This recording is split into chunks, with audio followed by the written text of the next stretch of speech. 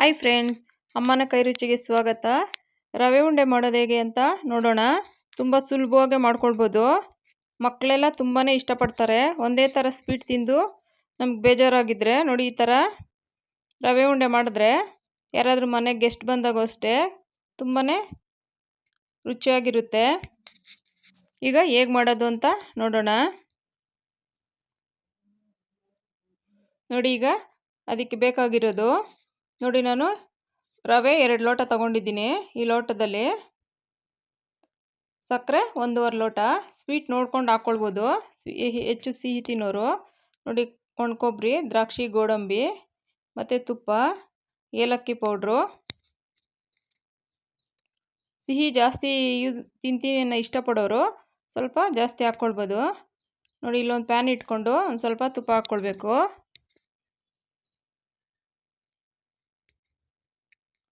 ನೋಡಿ, ಈಗ ಅದಕ್ಕೆ ದ್ರಾಕ್ಷಿ, ಗೋಡಂಬಿ ಹಾಕಿ ಸ್ವಲ್ಪ ಫ್ರೈ ಮಾಡಿ ಫಸ್ಟೇ ತೆಗೆದಿಟ್ಕೊಳ್ಬೇಕು.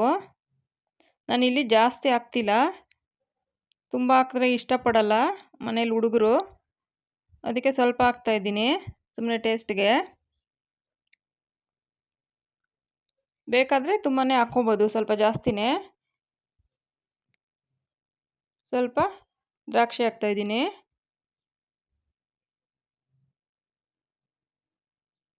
ತುಂಬ ಹಾಕಿದ್ರೆ ತಿನ್ನಬೇಕಾದ್ರೆ ತೆಗೆದು ಪಕ್ಕಕ್ಕೆ ಇಡ್ತಾರೆ, ಅದಕ್ಕೆ ನಾನು ಸ್ವಲ್ಪ ಹಾಕ್ತಾಯಿದ್ದೀನಿ. ನೋಡಿ, ಆಗಿದೆ. ಈಗ ಒಂದು ಪ್ಲೇಟ್ಗೆ ತೆಗೆದಿಟ್ಕೊಳ್ಬೇಕು.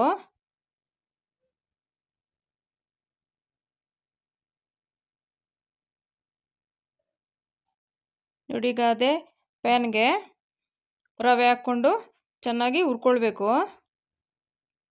ನಾನಿಲ್ಲಿ ಮೀಡಿಯಮ್ ರವೆ ತೊಗೊಂಡಿದ್ದೀನಿ. ಅದಕ್ಕೆ ಸ್ವಲ್ಪ ತುಪ್ಪ ಸೇರಿಸ್ಕೊಂಡು ಆ ತುಪ್ಪದಲ್ಲೇ ಹುರಿದ್ರೆ ಆ ತುಪ್ಪದ ಘಮ ತುಂಬ ಚೆನ್ನಾಗಿರುತ್ತೆ. ರವೆ ಉಂಡೆ ತುಪ್ಪದಲ್ಲಿ ಹುರಿಯೋದ್ರಿಂದ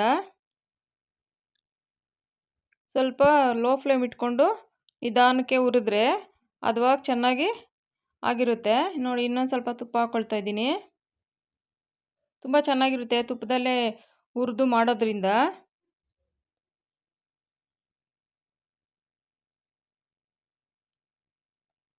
ನೋಡಿ, ನಿಧಾನಕ್ಕೆ ಈ ಥರ ಹುರಿದ್ರೆ ಸ್ವಲ್ಪ ಕಲರ್ ಚೇಂಜ್ ಆಗುತ್ತೆ ರವೆದು.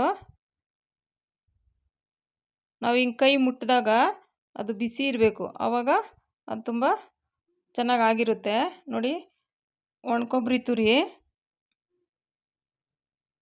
ಈಗ ಅದಕ್ಕೆ ಸೇರಿಸ್ಕೊಂಡು 1-2 ನಿಮಿಷ ಸ್ವಲ್ಪ ಲೋ ಫ್ಲೇಮ್ ಇಟ್ಕೊಂಡು ಈ ಬಿಸಿನಲ್ಲೇ ಸ್ವಲ್ಪ ಹಿಂಗೆ ಮಿಕ್ಸ್ ಮಾಡಿದ್ರೆ ಚೆನ್ನಾಗಿದ್ದಾಗಿರುತ್ತೆ. ನೋಡಿ, ಈಗ ಸಕ್ಕರೆ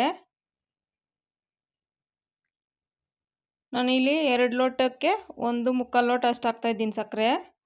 ಸ್ವೀಟ್ ನೋಡಿಕೊಂಡು ಇಷ್ಟಪಡೋರು, ಸ್ವಲ್ಪ ಜನ ಸ್ವೀಟ್ ಜಾಸ್ತಿ ಇಷ್ಟಪಡಲ್ಲ, ಆ ಥರದ್ದು ಸ್ವಲ್ಪ ಕಡಿಮೆನೇ ಹಾಕ್ಕೊಂಡ್ರೆ ಸಾಕಾಗುತ್ತೆ. ನೋಡಿ, ಏಲಕ್ಕಿ ಪೌಡ್ರು, ಸಕ್ಕರೆನಲ್ಲಿ ಹಾಕಿ ಪೌಡ್ರ್ ಮಾಡಿರೋದು. ನೋಡಿ, ದ್ರಾಕ್ಷಿ, ಗೋಡಂಬಿ. ಈಗ ಚೆನ್ನಾಗಿ ಮಿಕ್ಸ್ ಮಾಡ್ಕೊಳ್ಬೇಕು. ಮಕ್ಕಳಿಗೆಲ್ಲ ಈ ಥರ ಮಾಡಿಕೊಟ್ರೆ ತುಂಬಾ ಇಷ್ಟಪಡ್ತಾರೆ.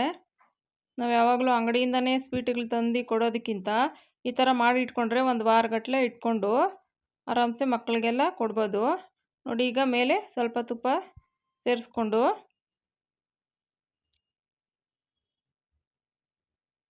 ಈ ಥರ ಮಿಕ್ಸ್ ಮಾಡಬೇಕು.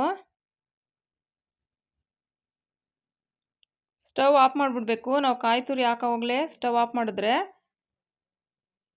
ಆ ಬಿಸಿನಲ್ಲೇ ಆಗುತ್ತೆ. ನೋಡಿ, ಈಗ ಇದಕ್ಕೆ ಸ್ವಲ್ಪ ಕಾಯಿಸಿ ಆರಿಸಿರೋ ಅಂಥ ಹಾಲು ಸೇರಿಸ್ಕೊಳ್ಬೇಕು.